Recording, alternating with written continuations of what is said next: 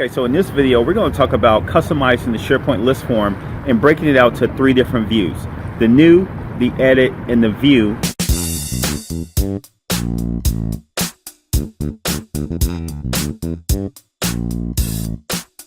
Okay, so in our last video, we talked about how to customize the form of a SharePoint list item. But in this video, we're actually going to talk about how do you customize the 3 different views of a form. So as we talked about last time, you have the new, you have the view, and then you have the edit. So what I have here is that I have a brand new equipment form, equipment list, and this is just defaulting to the standard form that you get out of the box with a SharePoint list. Let's go ahead and customize all 3 views. So in order to do that, we just go back into it. Let me uncheck the item. Go back into your custom forms. Again, with PowerApps, there are two sides of the fence, if you will. There is one for customizing forms, and there is another one for creating PowerApps or Canvas apps that kind of give you that app feel that you are used to with mobile devices from the App Store, or Apple Store, Android Store, so on and so forth. So all we're doing in this series here is just talking about customizing the SharePoint list form. Okay, so here we are in our standard form layout, and as we discussed last time, we just kind of get the default side columns that's part of our list. And over here on the left, you would notice that we have form screen in the SharePoint form, and then we have this kind of integration component. And this integration component is kind of like the glue that you get when you're customizing SharePoint list forms. And we're going to have to tap into that and modify a few of the actions in order to get our events to fire correctly. So if you're editing the item, you want your edit screen or edit form to appear. If you're viewing an item, you want your view screen and view form to appear. If you're creating a new one, it's the new screen and new form, and the like. So what we're going to do, we're not going to touch any of the layout pieces. We're actually going to get right into creating the various screens. Now, here's a couple of pro tips for you that would really kind of save you a lot of time and anxiety, if you will. What do you want to do? So you can come up here and create multiple screens, right? But some of these features are very best suited for creating apps versus customizing forms. So instead of creating a brand new screen from scratch, what we're going to do is duplicate the existing default screen that we get. And we're going to do that twice. So we're going to duplicate the screen once, and then we're going to do it one more time. And that's going to set us up for the 3 different views, aka screens, that we're looking for. And now what we want to do, because what I have here, and I will shoot you a link to this cheat sheet that I have, Notepad. I have really the 3 easy steps needed to create these different forms, and step 1, step 2, and all the pieces that are that goes along with that. Now, when you get to step 3, just looking through this real quickly before we actually go to implement, you would notice that I have a lot of these functions or formulas already set up, and these formulas are designed for certain form names, right? So when I come in here and rename the screens and rename the forms to different names, these are specific names because I want to match them up to the formula. Obviously, you can name them whatever you want. You just have to make sure you go in there and update the formula to reflect your custom name. So what I'm going to do, if you're going to follow my steps and to make things easier as far as like copying and pasting those formulas, I'm going to rename these to specific names. And obviously, and hopefully they make sense. So for the screen, I'm going to rename this to screen view, right? Because we have, screen. Yeah, so we have view, new, and edit, right? And then this one I'm going to rename to screen new. Now, which order you put these in really doesn't matter, especially because we did not modify any of them. And this is going to be screen new, right? So I got view, edit, and new. And then the form, I'm going to reflect the same. So this is going to be my view form. So form is going to be form view, and this is the naming convention I'm using. Form, edit, and then form new. Right? So if you kind of look at, if we pop back open our cheat sheet, that's what we want to do. So the first step is to create the various screens and it says make sure you duplicate versus creating new, because there's actually some wiring up within these screens itself. So in order to keep that in sync, and you don't have to go through and update a bunch of options, duplicate is definitely going to get you closer to where you want to be. And then it says rename the screens to this naming convention, rename the forms within those screens, respective screens to this naming convention. Okay, so that's step one. Now, step two, we're going to go and change the default mode for all the forms, right? So because we duplicated this, whatever form that we duplicated, which was the edit form, we duplicated that down. All these by default are going to be, the default mode is edit. Well, these forms have to be in the various modes to reflect their purpose, right? So for the form view, just go ahead and change this to view. For the edit form, it's already going to have edit. And then for the new one, just go ahead and change this to new, okay? And that should be right there on your default property for the form. Just make sure you have the form node selected. So now that's done. And the last item is really just to copy and paste these formulas in. Again, if you're following my naming convention, it is really just a copy and paste. So now all I have to do is go into the SharePoint integration, and this is kind of like the magic.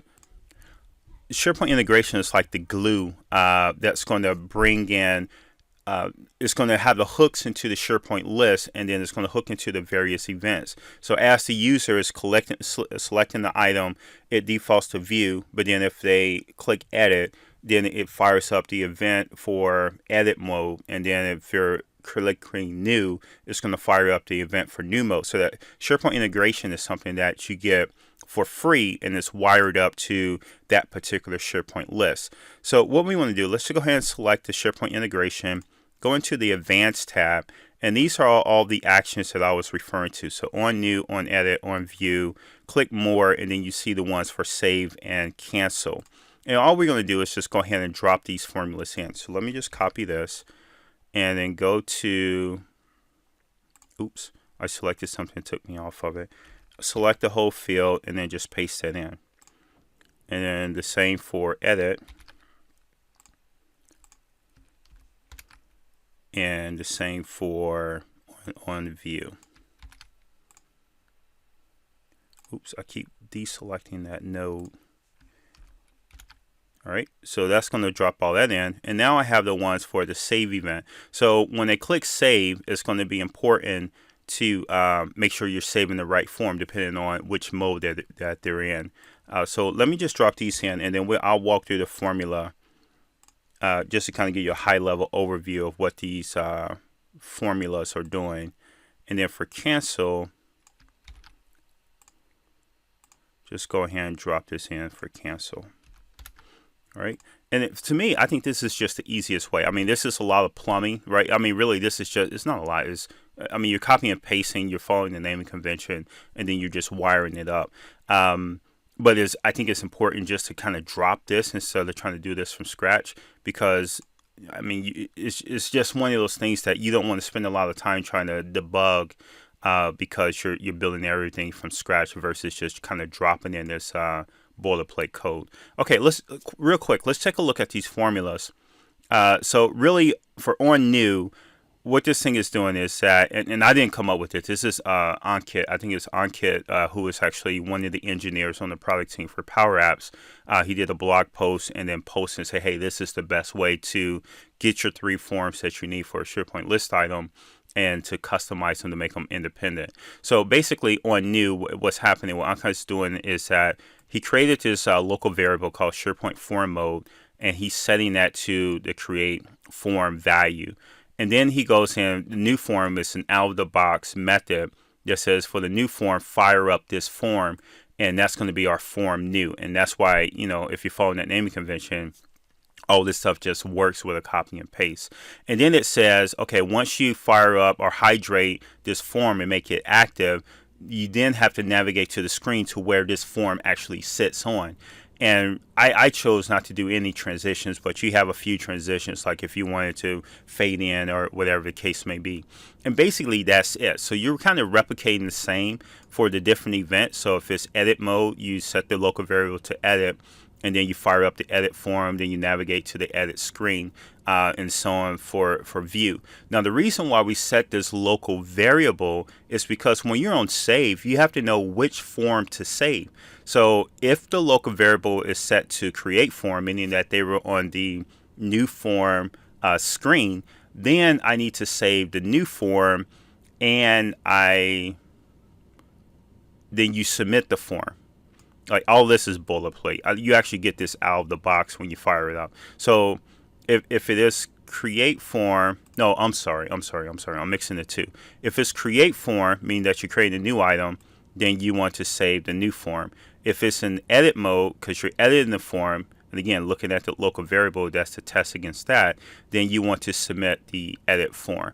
And really, that's the gist. And when it comes to cancel, it's the same thing. Is instead of submitting the form, is which one you're going to reset. And that local variable just lets you know where you are, because the save and the cancel, these are global events, regardless of what screen you're on and what form you're on. So to kind of know where the user's at, that's why that local variable is key in that regard. Okay, that's it. So now, if we've done this correctly, let's just go in here and make a small little change, so that way, you know, as we test this out, as we're testing this out, we can confirm that our forms are firing correctly. So let's go into the view form, slide this down, and all I'm gonna do is put my header on there.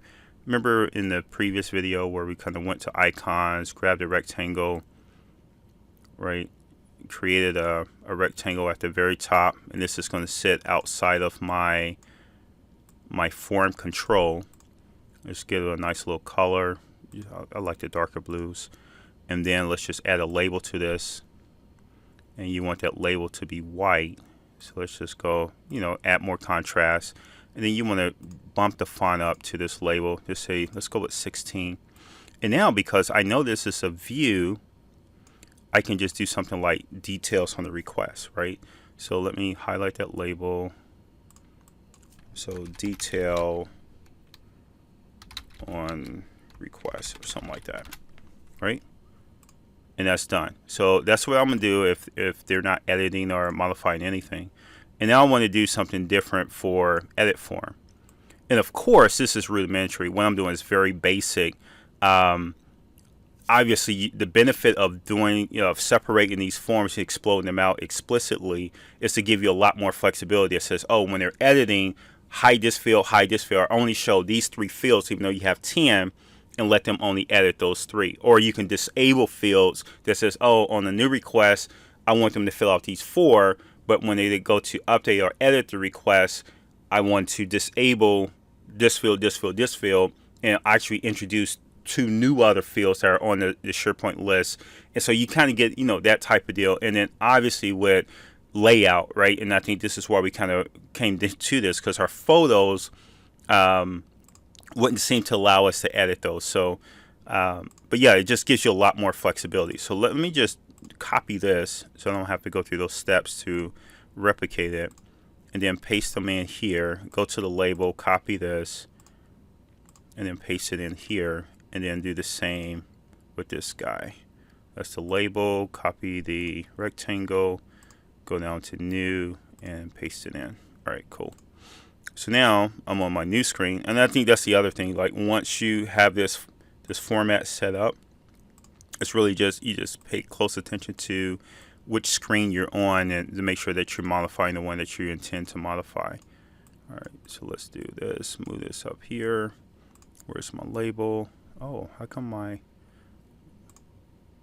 wait, oh, is this an ordering thing? Bring the front. Yep. All right, and then change this to, I'm on new, so let's say new request. And then for edit, just position these real quick.